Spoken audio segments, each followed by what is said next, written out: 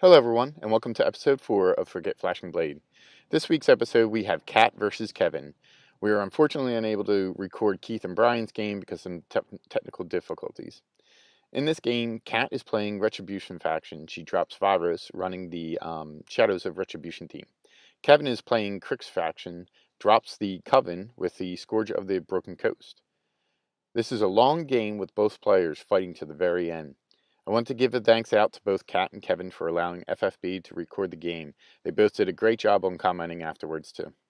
Enjoy watching and leave comments below. Hi, I'm Kat. I had an option in this game for dropping Virus 1 in Shadows or Helena in Defenders.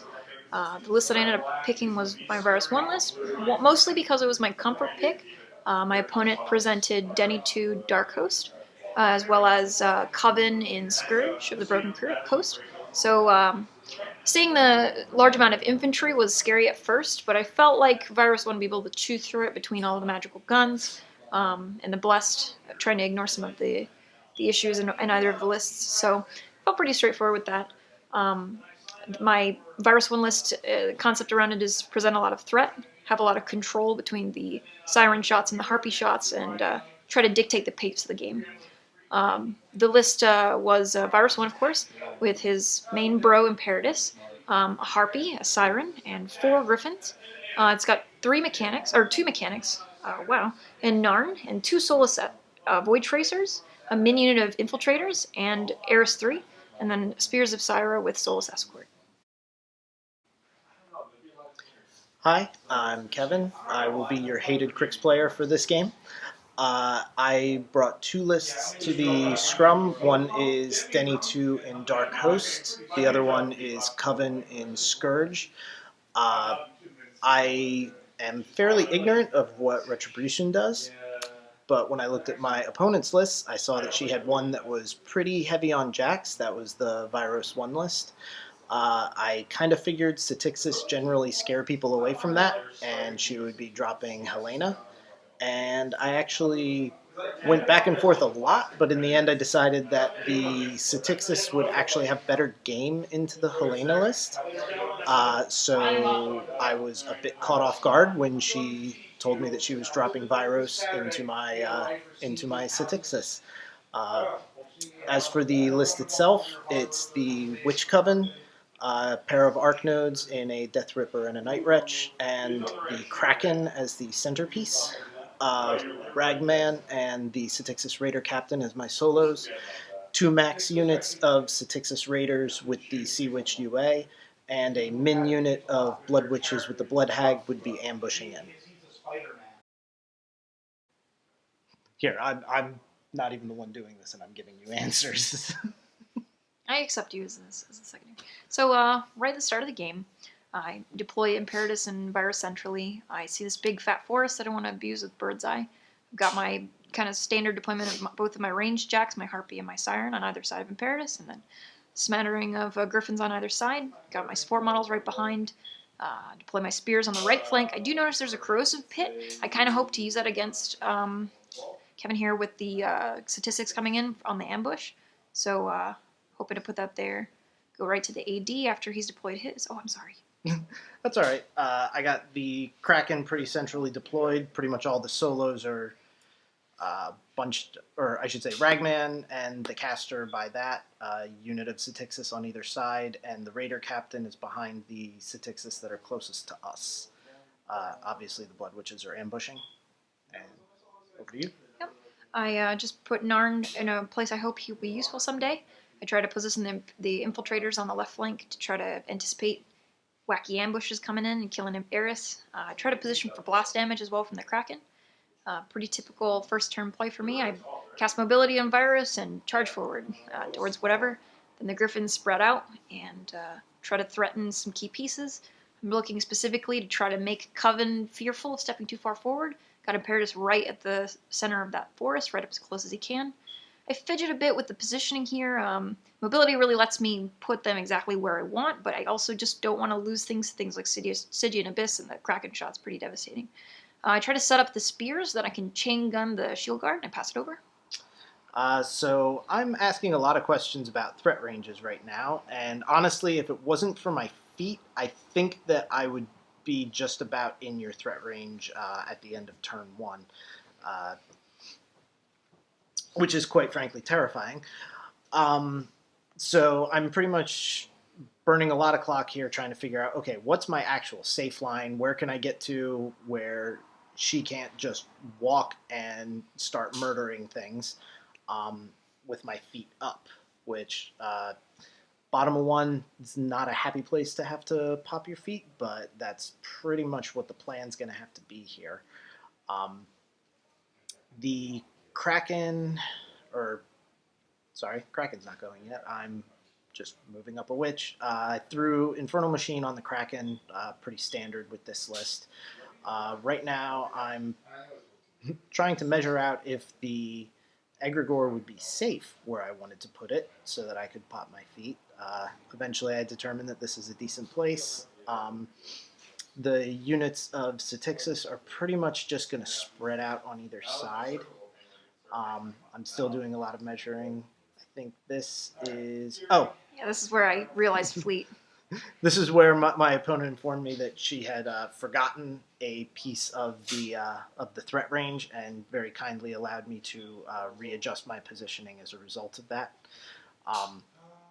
So everything took a couple steps back, but Kraken is basically just going to move forward.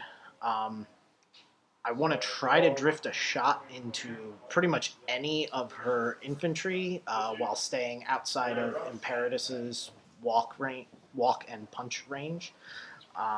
Take the shot, and as so frequently happens, it drifts into the middle of nothing. Even a 5-inch template cannot hit anything when it drifts into a gap that big.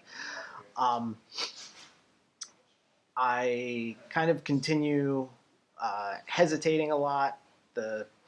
Honestly, more than anything, it's just the threat ranges that these jacks get. Until the game started and Kat informed me of how far these things would go, I was thinking, oh, this is going to be great. Satixis out-threatened jacks. This is wonderful. And then she started reciting numbers, and it was ugly. So I moved up. I showed her how much of her army was actually hit by my feet, and she proceeded to begin. So at this point, I'm realizing that there's really nothing I can physically do because it's, Coven Feet. Very exciting. So I'm thinking about ways to contest all of the zones because it's coming up to his turn 2. And I figure a Griffin cannot probably be killed by 2 Stygian Abysses or 3 of them. So I'm on the bottom flank, I'm considering putting a Griffin right at the edge and keeping the Infiltrators and Eris safe. I'm still very mindful of the ambushing units here. I try to be kind of cheeky. I start asking about certain things. Here I'm becoming crestfallen as I realize I can't do anything. So I go ahead and position that Griffin like I said, trying to stay outside of that nasty feedback whip and also from the blood witches, I think they're called. Mm-hmm. And then just moving things around, trying to see if I can get cheeky, and then remembering that line of sight is now 5. So I think Eris was actually out of the feet, but I decided trading her life for 1 shot was not great, so I would have been okay with that for the record. Yeah. She tends to be a little important. On the right flank, I'm like, well, I'll just take a shot with Narn because he's not in the thing. Miss, it's fine. Rat 6 is not great against Whipping Wind statistics. And I'm hoping that it encourages the ambush because the corrosion would be super awesome. Positioning the spears, I realize Narn alone is probably not going to contest that zone. He's got a lot of blasts. He's got a lot of running arc nodes. So I decided to overcommit a bit, put some more member of the spears and one of the soulless escorts, hoping to bait out that vengeance. Back up my mechanics, back up Byros after contemplating, put a Hallowed Avenger onto the Siren, hoping that contesting infiltrator on the bottom circle zone gets killed. Then I back up Byros to be safe. Reposition some Griffins around, trying to anticipate some movements here. I want Kraken to be just outside of 14 of Imperatus. I put a Griffin inside the zone so that he has to commit something because he can't see it.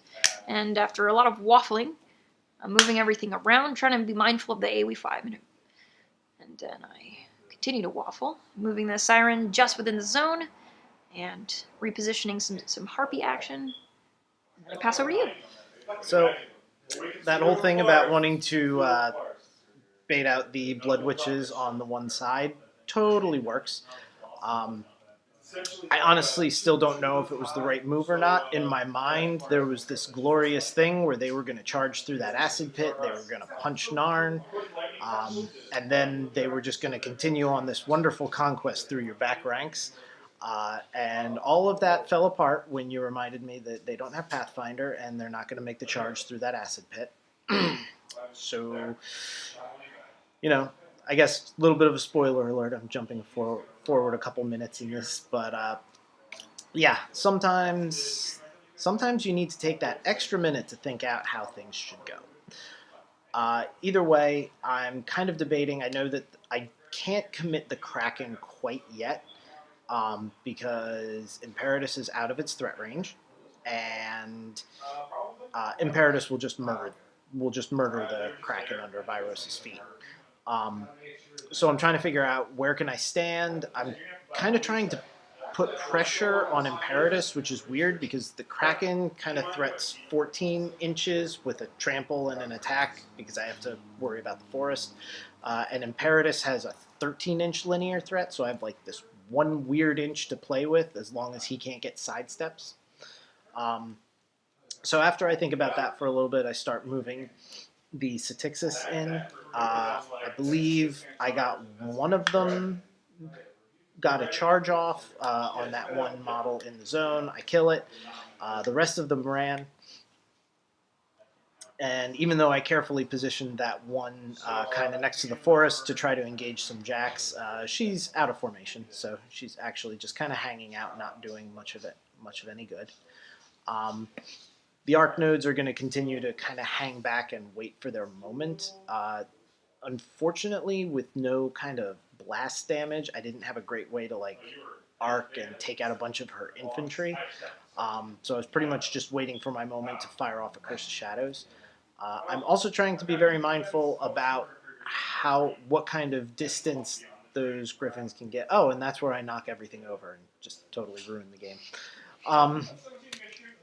I'm trying to be mindful about the threat ranges of those Griffins because if a single one of them gets on the Egregore, I probably lose at least one, if not all, up to all three witches. And anybody who has played the Coven knows that when the first witch dies, the game is effectively over for that player. So now I've shifted my attention back to those Blood Witches, I believe, who are...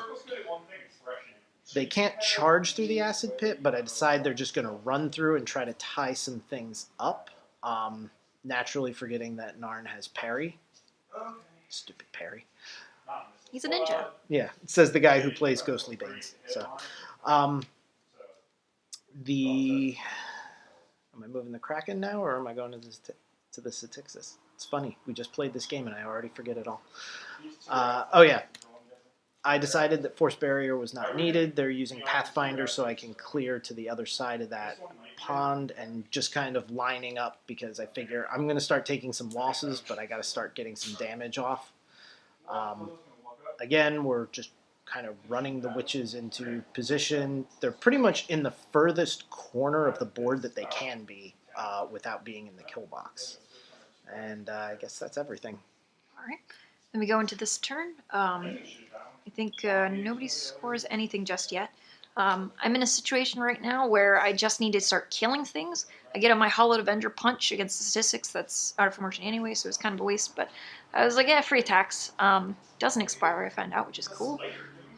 So in this kind of situation, I have a tendency to tunnel really hard and then think about the max amount of models I can kill with my activations. Like, ooh, what if I did this? What if I was here?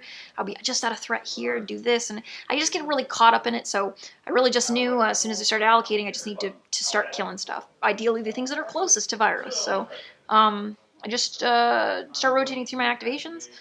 I think a lot about allocating here. I decided to just go, I think, Camp 0 here. I just allocate heavily. I know I don't need mobility this turn because everything's in my face. I move Narn behind two Blood Witches, poke them in the butt, and they're gone. He repositions, or sprints rather, behind the Hag, and hopes to tie her up because she's pretty dangerous.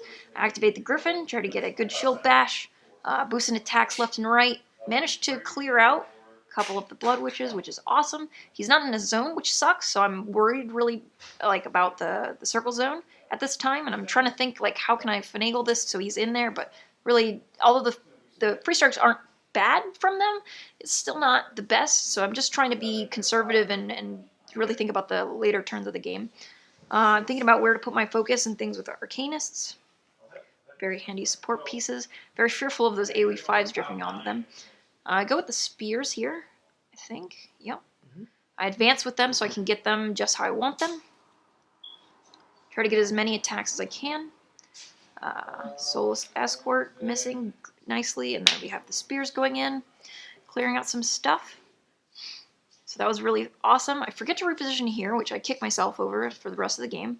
I think I could have gotten deeper in there and also try to dislodge myself from one of them, but not a huge deal. I'll go ahead and start allocating, and I need to clear this Blood Witch because I'm terrified of the murder she'll do to all my Arcanists. So I walk up my Harpy, boost a hit, and I boost a hit a shot into a Statistics. They didn't have Force Barrier this turn, so shooting them was actually reasonable a little bit.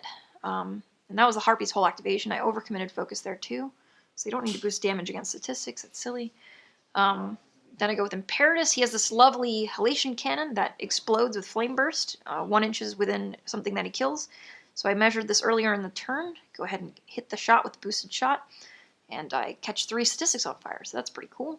And mindfulness is just don't be within the 14 of the Kraken. That's awful. That's how you lose Imperatus, very casually to an Infernal Machine Kraken. So, wondering what to do regarding the squares, or the rectangle zone rather. I know that if I commit too little, he just kills it very trivially, and I don't have much to fight back. But if I commit too much, then the Kraken has his way. Trying to figure out where I can put this Griffin, because I know 8 or 9 feedbacks against my caster is awful. So, oh yes, I possess someone with a Siren Gun from behind the forest, because that's fair. And then I'm realizing right now if I'm in the circle zone, which is 12 inches, then I'm within the 12-inch threat of the Statistics. So I run an Infiltrator in to just contest for this turn. Eris takes a cheeky shot, which is always exciting. This magically lands a shot against the cover solo, and then Weapon Master shot kills her. So I was like, wow, that should not have happened, but okay. Reposition my Infiltrators, and I run the Griffin very far away because God feedback is awful. Virus's armor typically saves him against most stuff, but 100 little doots is not ideal. So I'm moving my guys around, waffling a bit. Virus attempts to not killbox himself in mortal fear of all the different ways that he can die here. And he tries to stay within 12 of all of his jacks and prepare for the next turn. Well, on this turn, I'm starting to realize that I think the Kraken needs to go in. We're going to have to try to kill both of these light jacks that are contesting that rectangle zone. Ideally, we would kill them both because there's not really much else that can get onto them with their positioning behind that central forest. With Infernal Machine, though, I know that the Kraken can walk 7, and then he's got his 4-inch crazy reach, so he'll be able to hit them all, he'll be able to ignore shields, all that's going to be wonderful and fun. I am starting to get a little bit concerned that she is running all of her other light jacks away from my feedback, because that was kind of going to be a crucial piece of my plan. So what happened here was the Arc Node walked up so I could throw a Curse of Shadows onto that Harpy? Siren. Close enough. Yeah, it's a jack. The Kraken moves up. I believe I whiff on the first attack, but I hit on the next couple, and with those 2 attacks, I believe I kill. 2-shot. Yeah.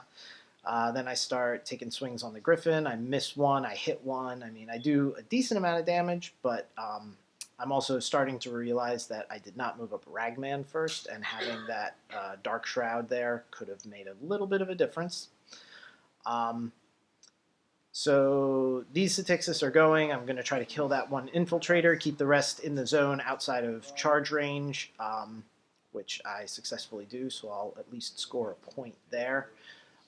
The Statistics on the other side are thinning out fairly rapidly, and I am actually getting fairly alarmed by this. I was hoping to get a couple of them in on Imperatus. I believe one actually managed to get the charge in. They prayed for Pathfinder instead of Whipping Winds again. At this point, everything was going to be engaged. The bonus to ranged really wasn't going to be a big deal. And I think we forgot to mention at the beginning of the turn, one of those 3 Statixis that was lit on fire and died. The other 2 remembered how to stop, drop, and roll, and managed to survive. So those Statixis are going in. Yep, there's the one that does make it to Imperatus. The other 4, I believe, all charge your spears, and it is somewhere. This was, I believe, I started with the attack on Imperatus. I don't even think I damaged him. Now is when you've informed me that the spears have duelist, and I'm not going to hit any of them. So that's always a great feeling.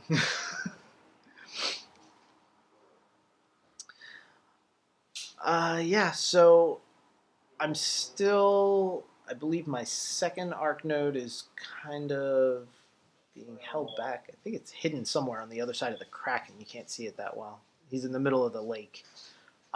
But yeah, I passed turn back over, and I'm noticing that my turn is taking less and less time. And you go ahead and score 1 there. It's really well played. I'm looking at the top zone, and I'm thinking probably can't Stygian Abyss them because of the Soul's Escort and Stealth and all that stuff. Although, actually, now that I think about it, you just walk an arc node with them 3. Anyway, it doesn't seem like the best use of your focus, so I figure the Spears probably win this war of attrition against the Statistics, despite their 2 attacks. So I don't think too much about that flank. Mostly I'm fixating on this gigantic monstrosity that can kill all my things in front of me. I think about all the different committals that I need to do here. I try to do some napkin math, and I think that Imperatus and 1 Griffin with 3 focus each and concentrated power on both under feet should kill it. But there's always silliness that happens with dice. I miss Colossals all the time, so just overcommitting casually and positioning poorly as a result. But anyway, going to the bottom flank there, we've got my Infiltrator and my Eris, 2 buddies in arms here. Trying to figure out if I can get a cheeky quick work shot into another Statistics, but their Occultation is continuing to foil me. So I go ahead and get a charge off. I nudge a guy constantly throughout this game, and I manage to kill both, which is awesome. Oh no, Eris fails hilariously, and so is stuck. Does not get her quick work shot. My schemes are ruined. Go in with the Griffin. Gotta finish that Statistics off for some reason. I'm not actually sure why I did this in hindsight, but I don't know, I just got excited. I needed to charge stuff. I went over to... You have a focus, you gotta spend it, man. You can't just stand there thoughtfully. Doing so well, keeping out of Statistics, and then just giving you a Griffin. Smacking it, apparently, with my dice. Anyway, I take a free attack with the Griffin that's engaged that got his arm mangled by the Kraken. I'm starting to position here. I really should have taken the time to proxy this because Imperatus, because of the movement of this Griffin I just moved, I wasn't able to sandwich Imperatus to punch the other Jack, and he definitely could have gone further or charged, so I'm just kicking myself later for that. But anyway, I get some free chip damage on the Kraken, which is nice. I obviously feeded with Vyros. He didn't move hardly at all. He's pretty comfortable where he is. Get a lot of punches in on that. I'm thinking about how to get a guy engaged with him for the flank attack, and I managed to move a Soulless Void Tracer there after clearing it with... What? I'm not sure. The game just happened, and I am also forgetting everything. So I'm pretty sure he just charged in. I think he may have. Mm-hmm. Go in with Imperatus. He charges for free because of his bond with his best friend Vyros. I sidestep. This is where I realize I can't get the Arc Node as well unless I two-shot the Kraken, which does not happen. Managed to... My dice are super hot throughout this game, actually, but particularly in this Kraken, Imperatus is very angry at him for some reason. And then he's just sort of there. I get a Griffin in there with that sweet, sweet flank bonus. Managed to kill the Statistics out of that zone. So I'm starting to score it now. Still have this pesky Arc Node that's doing all kinds of work. So I have to figure out how to do something. So I'm like, maybe I'll shoot him. Shoot him, and then he scoots a bit. And he's knocked down, which is awesome. Thunderbolt's great. And I don't do much to him. Hitting both would have been awesome, but admittedly, he is quite dodgy. I realized at the end of my turn that I'm in kind of danger here, particularly, but I pass it over. Yep. So I'm debating. I know that I can get 5 statistics onto the 1 griffin on the near circle, so that's 5 points of feedback damage potentially. I'm measuring out, can I get my arc node? My arc node is not in melee with Imperatus, but it is with the griffin. So I'm kind of debating, how do I free up this arc node so that I can try to get a couple of Stygian Abysses off. I'm doing a lot of thinking about what's best. Do I go for 3 unboosted Stygian Abysses? Do I go for two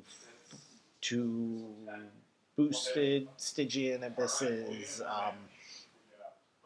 Lots of math happening. Eventually I figure out that I think my best shot is to do 2 boosted Stygian Abysses, which means this little arc node in front of the griffin needs to just walk away and, casually take the free strike and not lose its arc node. I mean, this is a great plan. What could possibly go wrong?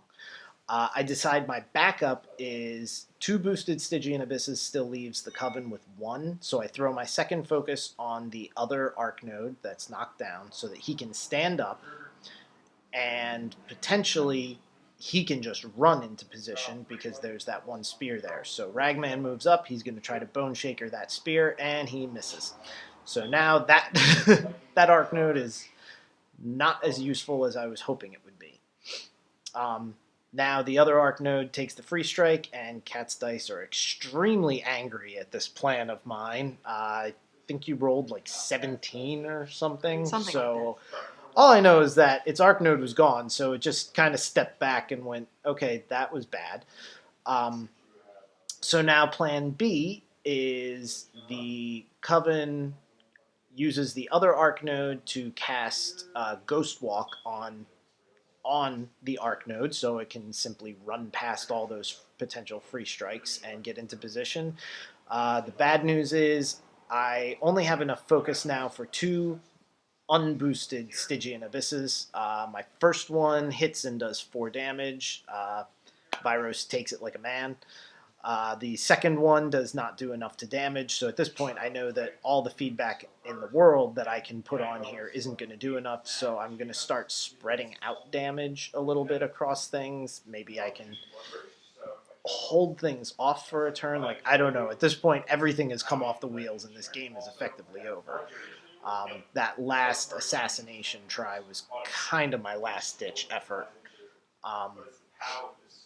But I managed to kill Iris and that other infiltrator, put a little bit of damage on that 1 griffin. I think I might put a little bit of damage on that other griffin that was very angry with my arc node. But that's pretty much all I had for my turn anymore. And then the score is your 1 to my 5? No, 4, I think. Yes, to my 4. And then I, looking at the table, and it looks like everything's going okay for me, but I'm still afraid of, like, crazy stuff. So all I think about is, like, how can I try to kill these 2 arc nodes before they get me? I'm looking at the table. I've got this Ragman guy. He's pretty nasty with his armor debuff. So my spear comes in, tries to chop him. Does not do so. Repositions back. I get my griffin to go try to deal with the remaining hag. Who I completely forgot about on my turn. Yeah, I did offer to her to move. You did. But yeah, I got a boosted hit into her. Now I'm trying to punch these arc nodes. The one in the back corner is really damaged, so I figure I can just put 1 griffin in. But then there's this pesky statistics right in my face, so I'm like, how the heck do I unjam this? Why did I position this like this? My Arcanists come up and spread focus around. I think for some reason that giving a focus to this 1 griffin on the bottom is meaningful in any way. Like, maybe he can actually kill one. That'd be cool. He's kind of wounded. Paradis and a griffin work together to chop the full health gun bone chicken, whatever that one's called. Night Wretch. Night Wretch. Ah, there we go. We kill him. This griffin spins around to stop giving his back to everything. Not that everything doesn't already have chain strike or anything. And I punch 2, which was more than I expected. It's pretty exciting. Get this griffin, waddle around, trying to respect the facing of the statistics there. Try to punch this guy, and I managed to do it. Boosting to make sure it happens, and then I boost a shield punch into the statistics in front. Can't remember what I'm punching here. sure it's irrelevant. Sidestepping. Oh, it's the jack. I'm done. That's finishing off the Yes, other yes. node. Working together. Virus runs even further from Coven. And I pass your clock. And I sit here for a minute. I believe I have the Statixis charge, that one Griffin in the one zone. I'm kind of thinking, hey, if I can get like super hot dice, maybe I can take it out and I can score a point over there or something. My dice are not super hot, and at this point, it does not matter what I do because I cannot contest the other two zones. At the end of my turn, Cat is going to score 2 more points and win on scenario. So I think this is where we shake and begin discussing all the ways in which things went wrong, which I think we agreed started with my list my list selection. Well, I mean, you weren't wrong in thinking it was pretty crazy to drop a jack spam list into statistic spam. That generally doesn't go well for the caster associated with the jacks. Normally not, but in all fairness, I did not do my homework about Virus 1. I lived on like Battle College's page today looking up everything about your other lists and just kind of went, oh, jack spam, we're not going to see that against Statixis. Right, that would be crazy. Lesson learned, actually look at both lists in the future. Yeah, your opponent might be unpredictable and drop the worst caster for some reason. In this case, like I said, it was my comfort pick. I thought that I would be able to leverage my guns. I know whipping winds is awful, but if I can kill like 3 statistics on the way, it's only 2 units and then a unit of blow witches. I'm like, blow witches probably kill 1 jack, murder some of my squishier targets. The statistics whip all my jacks, and I just live in mortal fear of being feedback to death. But that's okay. I don't know. Tried to game my first turn advantage, and that's what happened. I mean, you used it well. You ran up. You did everything that you should have done. I mean, no real mistakes. I guess the one thing in hindsight, I don't think it would have really changed the outcome, but I probably should have ambushed my Blood Witches on the other side. I thought I was trying to be a little cheeky, bringing them in on Narn, going around the acid pit and everything, but I should have just committed them into your infantry, and maybe I could have tried to get some kind of an advantage on that near zone as we look at the image. Mm-hmm. But yeah, I think that would have been really good. That forest in the center was a kicker. We didn't really have like an equal playing field there, and I don't know. I didn't really know if Helena would have done better or worse necessarily, but I was glad that, I guess, things went the way they did. That's kind of a weird thing to say. I'm so sorry. It's odd to say that you're glad that you won. No, it's fine. It's fine. Oh my gosh, that was a great game. No, it was a good game. Yeah. Thank you for playing with me, and hopefully we fight better games in the scrum and continue on. Absolutely. You're blocking me, I will soon defeat you. I will build a bridge above you, or I'll tunnel underneath you. I will eat you and excrete you, and I'll feed you to the flowers. If I need to, I'll go through you and absorb your fucking powers. I put in hour after hour, let's be crystal clear. I'm gonna get there if it takes a day or 50 years. I'll finger bang my fears, I'll fucking punch a dragon. Even with the Himalayas in my way, it's gonna happen. 'Cause waiting... Hello everyone. FFB wanted to help plug Kevin's blog. He has been documenting his games during the South Jersey Scrum in a battle report format. When players start to write up their experiences, it only helps us along with ours. I think this is one of the best parts of playing these games. Blogs like this keep us all excited to play the game and always help us improve. You can read this episode's game later this week and his other battle reports on his site, https://kcstronggaming.blogspot.com. Thanks, Kevin, and enjoy. We'll have the link in the comments below. Hello, everyone, and thank you for watching this week's episode. Thanks again for both players for working on this episode. It was fun working with both of you. I want to give a special shout out for those that ventured up into Canada to go to the Sioux.